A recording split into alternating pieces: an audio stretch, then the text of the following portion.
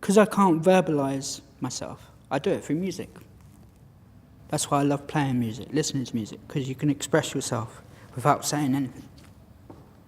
If you're sad, you can play classical music. If you're angry, you can play death metal. If you're happy, you can play pop, I don't know. Yeah. You can express yourself without ever saying a word.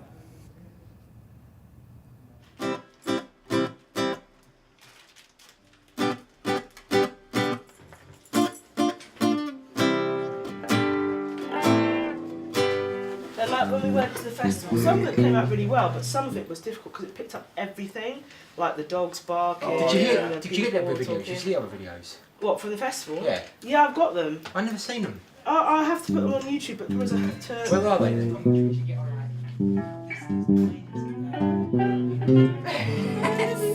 Go on then. Hey, what those? Sound is not Isn't sound it? out, that's good. Well, it's okay. It's okay. It's in there. Only in the last 4 minutes. Every day. Okay, alright. We're in the recording studio, you have a click track. Here in 1, 2, 3, 4, 1, 2.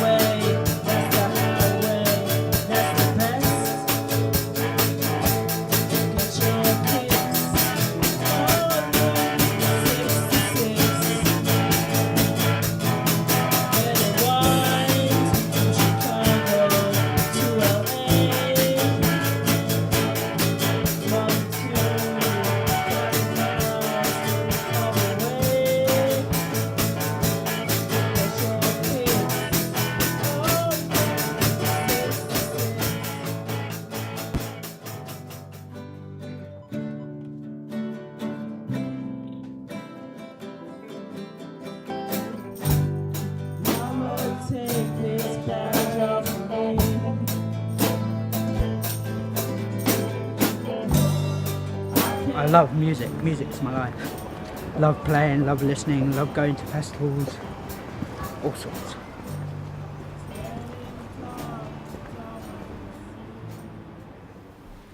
This is the church we performed in. Are you religious? Atheist, unfortunately. Why is that? Too much rubbish going on in the world. I think if God existed, he kind of wouldn't let it all go on, and my religion is better than your religion, and yeah, complicated. My mental health started in '96 when my mum died. I suffered a complete and utter emotional collapse. I didn't feel anything for a month. I was emotionally dead. And then all of a sudden, a month later, something triggered in me, and I just felt every emotion at once: happy, sad, angry, emotion, crying, yeah, everything. And then I just literally took an overdose, and I was literally half an hour away from death.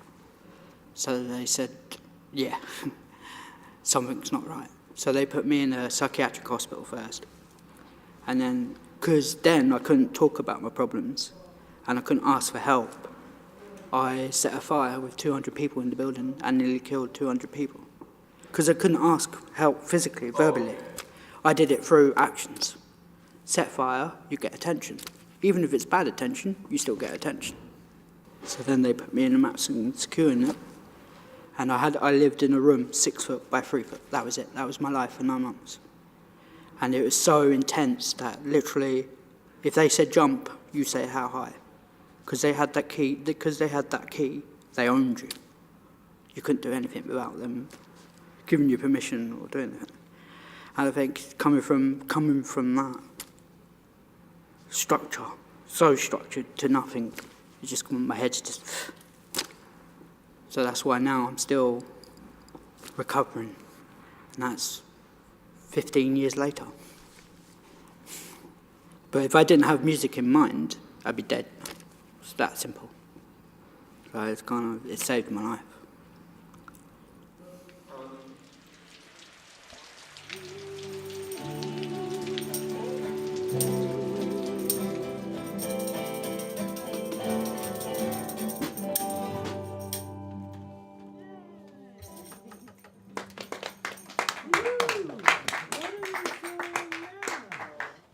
I hope you got Eva, she's the one that runs the group.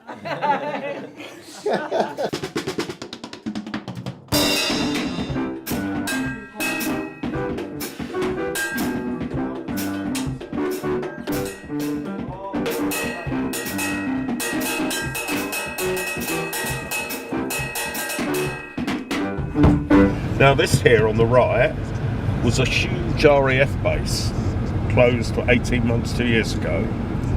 And 5 floors down is the bunker where they controlled the Battle of Britain. And it's a listed site. And they've just got a couple of million to upgrade it. It's a big tourist thing.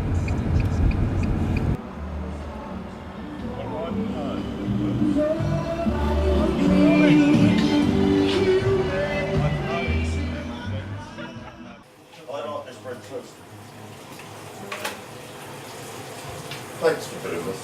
That's a blanket, we come in. This is Jack's bag, Yeah. my girlfriend. I was diagnosed about 12 years ago after being sectioned into hospital, forced to go into hospital, mental hospital, with bipolar, which is manic depression, which is extreme highs and lows. What keeps me sane? Well, having a good family, and I've got the best. But even they don't understand sometimes. My meds drawer. For my tremor, I take a drug called Primadol, which is quite funny, really. Why can't they give you a bigger tablet? You've got a tremor and they're absolutely tiny. And you spill the bottle and stuff. Really stupid. There's 2 of those. And I have 2 of those in the mornings. That's the only drugs I'll have in the mornings. But they've got no way of knowing whether I take them or not, because I see the psychiatrist once every 6 months. I could go completely bananas, commit suicide, and they wouldn't know.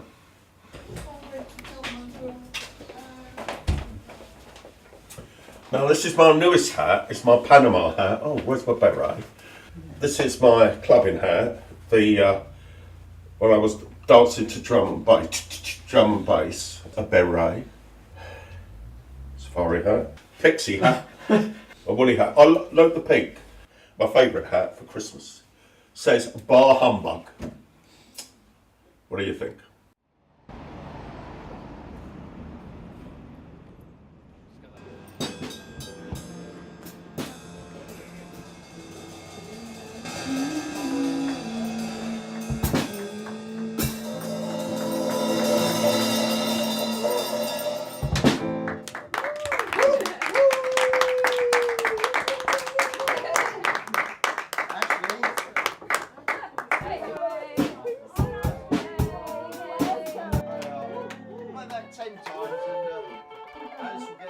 One, two, three, four. 1, 2, 3.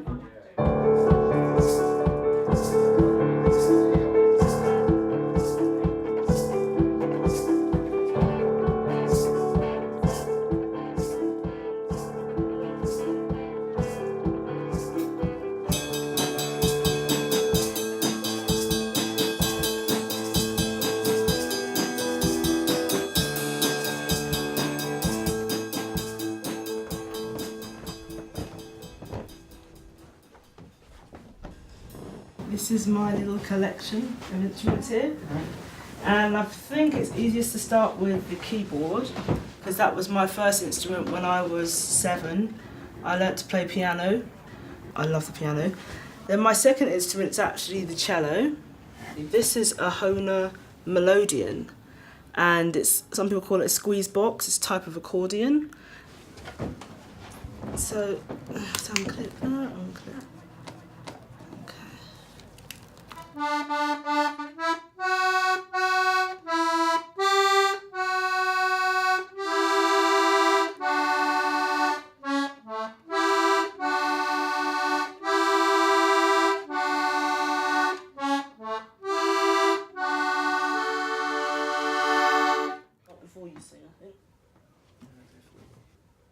It's interesting. At very difficult times in my life, always brought music in. So, like, even when I was 7 years old and started learning the piano, my father had died when I was 5. And he died in Uganda in quite tragic circumstances. He was quite young, really. And so I guess when I was 7, I was still dealing with a lot of that emotional upset. And learning the piano was a real kind of therapy, really.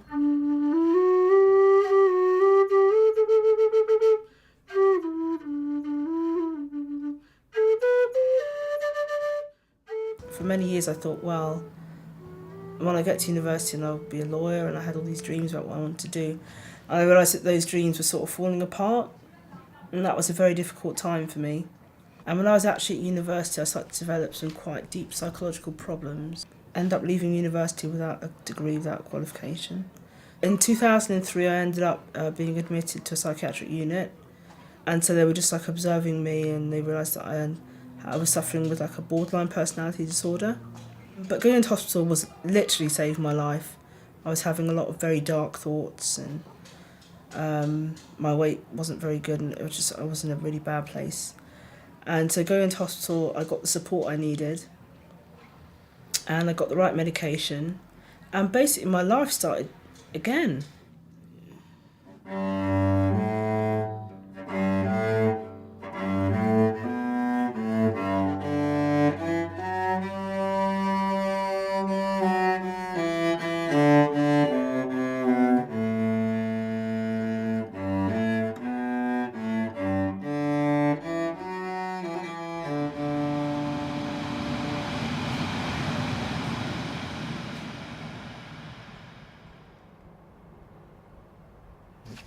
That's me and Jarvis Cocker. I went to his concert. I went to a event and I saw him first time,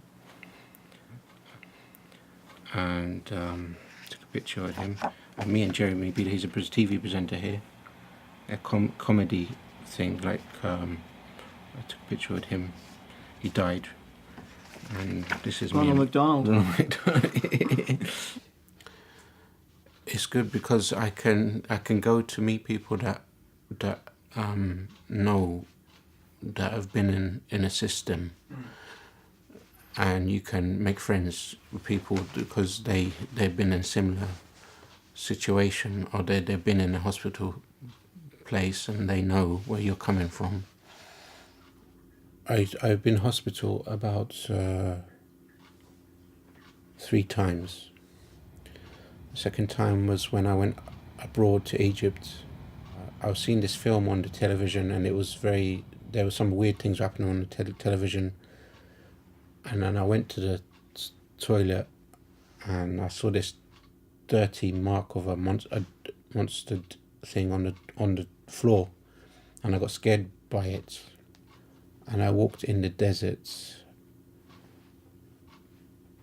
and I started to bury myself in the sand. And I buried myself up to my neck, and it was getting cold, and I could hear police searching for me,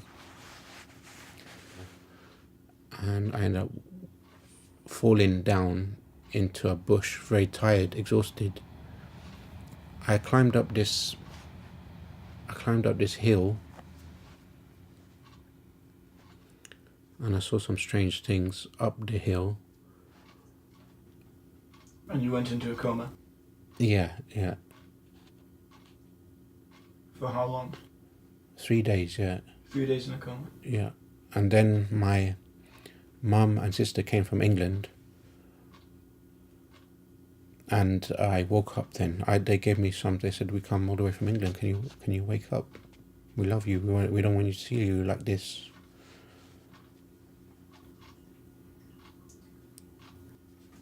So what were you diagnosed with in hospital?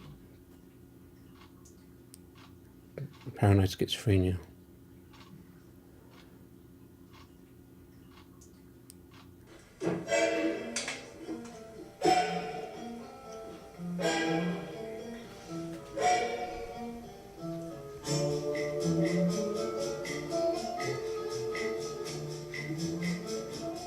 When the mama rhythm starts to play, dance with me, I think it's a product of your environment.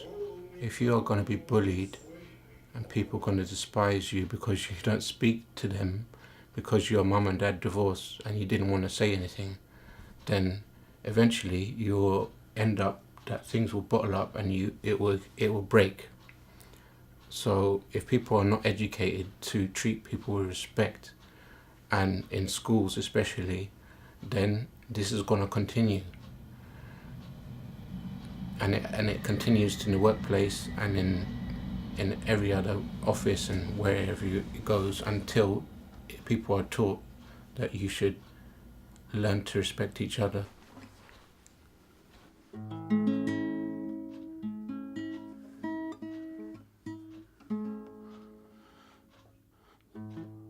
Someone told me long ago,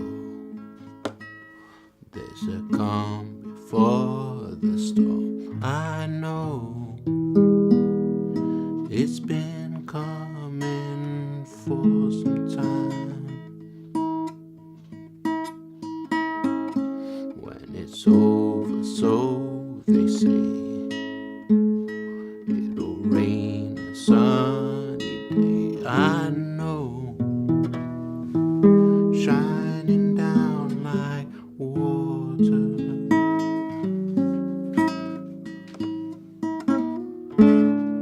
I wanna know, have you ever seen the rain? I wanna know, have you ever seen the rain coming down on a sunny day?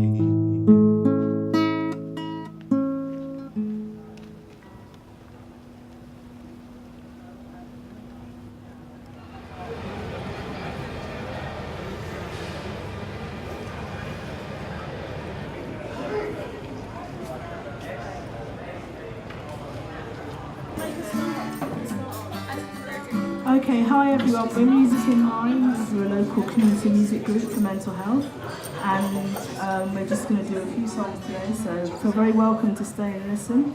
A bit of a variety of popular songs and original songs. So yeah, I hope you enjoy it. Okay, we're going to do an 80s classic now. We do like our 80s music in the group. It's called Have You Ever Seen the Rain? I'm just going to start. Okay, one, two. Ready? 1, 2, 3. 1, 2, 3.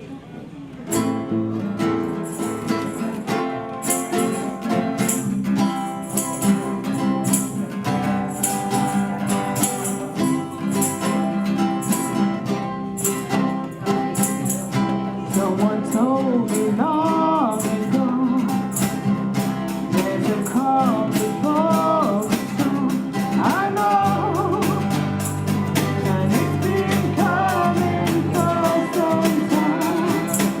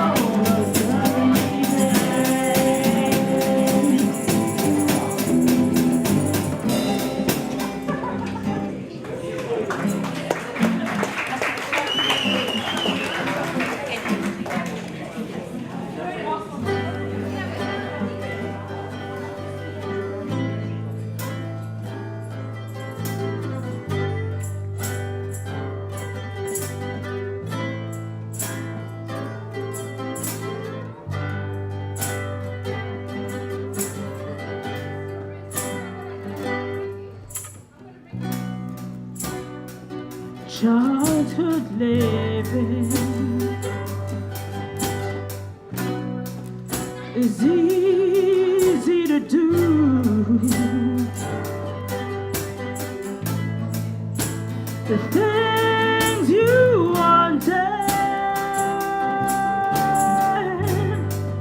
I bought them for you.